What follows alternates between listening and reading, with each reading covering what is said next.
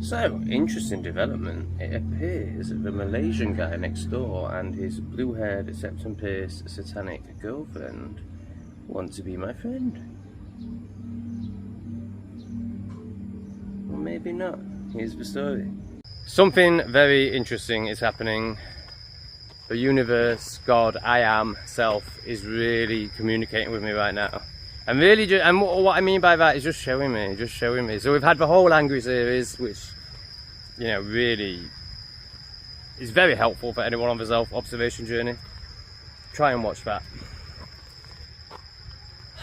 Right, in a live recently, right, so what's really been shown to me, and if you've watched the Angry series and how Lee has spoke to me about it, you will understand why this video and what I'm about to speak into is so significant.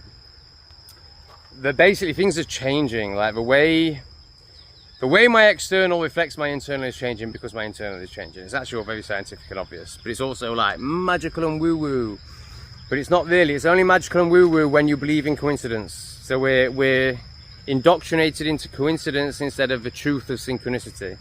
But everything's synchronized, the universe, God, I am, is always talking to you. Consciousness is always expanding as you are part of it. Everything is synchronized. And literally your external is constantly speaking to you and constantly reflecting.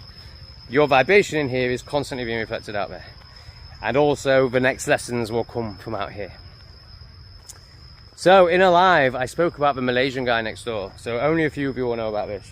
So a pleb came in, tried to shame me, saying, oh, he's been loud at 3 in the morning in his neighbours. And I explained, well, there's no one on that side. And on this side, there's 2 libtards with blue hair. So there's a Malaysian guy who does sit with Lee. So he's clearly trying. But I said in the live, I don't understand why Lee even bothers with this guy. Because he's just all noise and all story. He doesn't want to meet himself. He's not ready to meet himself. Now, this is my judgment, my potential projection, but I think it's fairly accurate. However, I have seen him sat with Lee, like with a real, with a serious look on his face. So basically, this guy just, when I'm sat with Lee and we're discussing something deep, this guy will walk past and he will go, hey, and he'll be like, hey, and then he'll just go into some story about, you know, some substance that he just took, and like, he tries to be the entertainer. He never just, hey, and then feels. You know, there's none of that. So I basically written this guy off. And then I see his girlfriend. Blue hair, septum piercing. Very unusual in Asia. Like, that's really severe in Asia. Really severe. Right, Lee actually shares a little bit more about her and his story with me, which I won't say on here. But, you know, that gave me a bit more understanding and respect for him, certainly. And her. Oh my God, a snake, an actual snake. Oh my God, this is the first real snake that I've seen. Other than little baby ones or dead ones. I mean, it's very easy to make more of things as well with what I'm speaking to. Even though I do think everything is literally the universe talking to you. Also, you know, so now I'm like, wow, well that's, you know, representing the new calmness in me. Snakes obviously are very scared of humans. The fact that I'm now walking with a calm, loving energy. The fact that I've got a mouse living in my house and I'm not trying to kill it. You know, this new vibration in me of love, essentially, the snake picked up on and didn't feel scared of me. Like that, you know, and maybe it's true. Or maybe it's just my ego making a story. Like, it's very hard to know. But in general, you know, it is very clear. Like, the trajectory, maybe not each individual story, but the trajectory and the shifts are clear. It's so beautiful. It's just so beautiful. Anyway, so basically I've written this guy off. I've certainly written his girlfriend off. But then suddenly I have a big breakthrough with my anger, with my repression, with my this energy, and this becomes this. And suddenly this guy, who I've never really spoke to, is knocking on my door going, I'm cooking pasta tonight, do you want some? I'm like, yeah, sure. And then he rocks up with this. So he brings me a beautiful homemade carrot cake. This is in the middle of the day. I'm like, awesome, mate, I'll save that for munchies tonight. And then in the evening, this happens. 15 games in the season through some good expression. So there might be chances to play for. So the pasta is brought to my door. Now, I did when he invited me, I was like, is he going to do what he did? Which I did think was more likely, just because of where he's at. And definitely where his girlfriend's at, i.e. scared. And it brought up a fear in me. I have a very similar fear. I don't think I'm as repressed as them, but I still am repressed enough to not really want to go and sit and eat with them. I just want to sit on my own in front of YouTube. This is coming up a lot with Lee, Michael, and that gang of people, where I've spent time with Lee and Michael, but I still find Michael quite scary. I've only spent one time with him, which was the video we made. Whereas Lee, I feel very confident around now. I can just feel that he has nothing but love for me and good intentions for me. There's no competition, there's no trying to outdo, there's no shaming, there's no laughing at. So I feel very comfortable around Lee now. But you know, so I'm speaking into this same repression within me that's in all of us until we do a lot of self-work. So I'm not knocking, I'm not judging. These orchids, orchids just growing naturally on a tree, man. I mean, they are supported with string, but oh god, I just love these lands. I love these lands so much.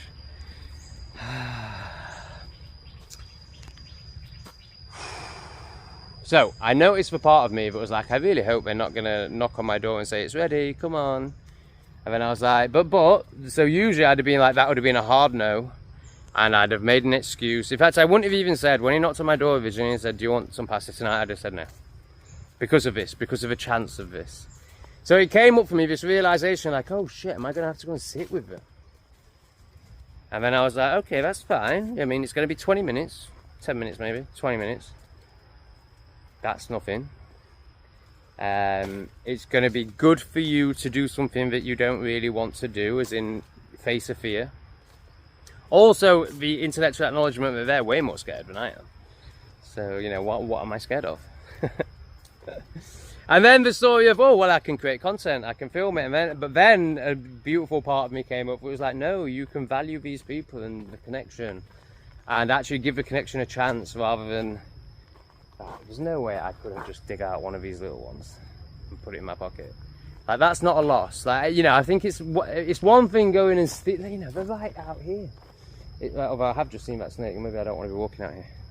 But it's one thing, like, you know, going and stealing beautiful plants from a park. But like weeds that are growing and just taking a little one that no one will notice. Yeah, maybe 3 or 4 of them. And then you've got all these amazing plants and you feel like, oh my god, I can't wait. I'm coming back here with a trowel tomorrow. Not really. Maybe. I'll probably record it anyway, so there's no point in me denying it. So yeah, this more beautiful, open, trusting part of me. So trusting in terms of I don't need to try to create content. Content just comes to me all the time. Valuing people and relationships over content creation. Big shifts. Anyway, of course they weren't ready for that either. I mean, I actually was ready for it, but they weren't. So what you just saw occurred, where he just knocked on the door and gave me the pasta. So perfect. So yesterday I didn't spend any money on food. I bought some fruit. I ate some fruit, but I didn't spend any money on food. It was incredible.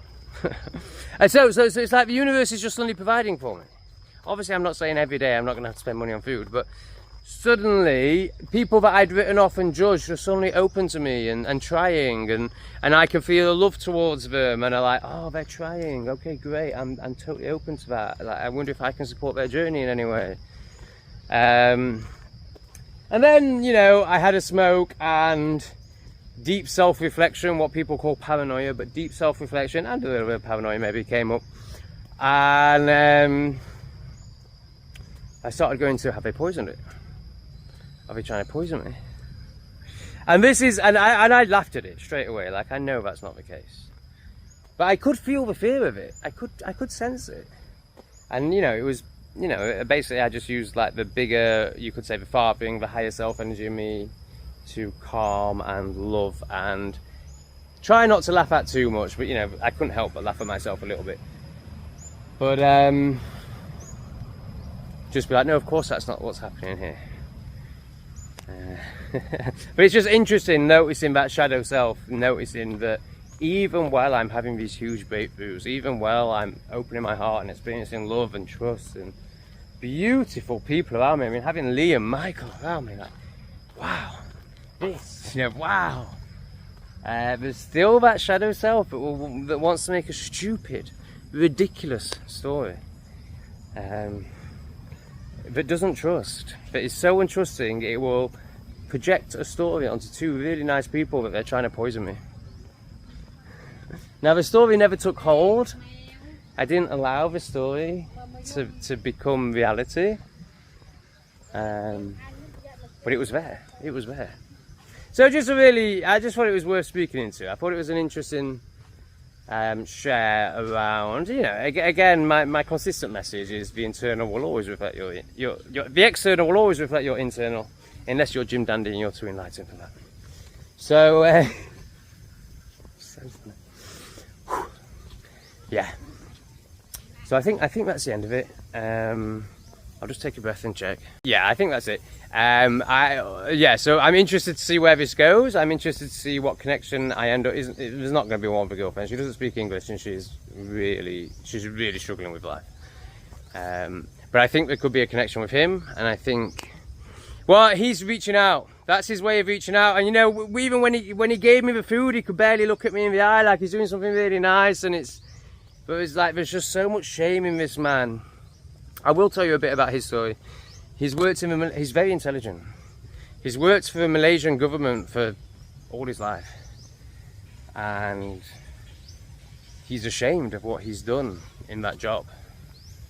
And the part that he has played in the 3D reality. And he's living in a lot of shame. So he's basically had an awakening, can't do it anymore, stepped away from it. This like high-powered job within the government. Clearly a very intelligent man. He's young as well. I think he's younger than me. He can't be much more than 30. So he's obviously having a huge recalibration and huge shift. And yeah, if I can be of service to him during that, then that would be an honour. Right, let me work out how the hell you get out of this park.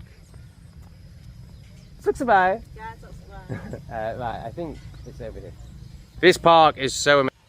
So that is the end of the video. There might be some nice music playing now to try and keep you entertained, but I just want to show you the absolute beauty of these lands. It's just phenomenal. So this park doesn't charge an entrance fee. We're in Siem Reap, Cambodia. If this was Thailand, you'd be paying to get in, and I'm not saying that's wrong. Sadly, there's some building work going on, but obviously they have to do it. So that does kind of what I'm trying to show you. But if this was Thailand, they charge for it, and I'm not making that wrong. Thailand's established, it should be charging its tourists. Of course they should be giving something back. But this is all free. The parking's free, and the parking's got a parking attendant. So make sure no one steals my bike in a land where no one steals anything. Alright, I can't cope with that, I'm going. See you later, big love, kick some buttons, leave some comments, thank you. See you later! Hiya, big gay editing Tom here. So that was really recorded for my other channel, this channel. It's already played on there, yes, I'm aware it's already played on there. I don't need you to point it out in the comments, I'm very aware of what I'm doing. I have 2 channels, not everyone watches both channels. But I thought it was relevant to this channel because obviously it's, you know, my neighbour. So I've shared it on here as well. But if you like it, and you like that sort of thing, you know, psychology issues, then subscribe to this channel. There's loads of it on there. Alright, cheers, big love.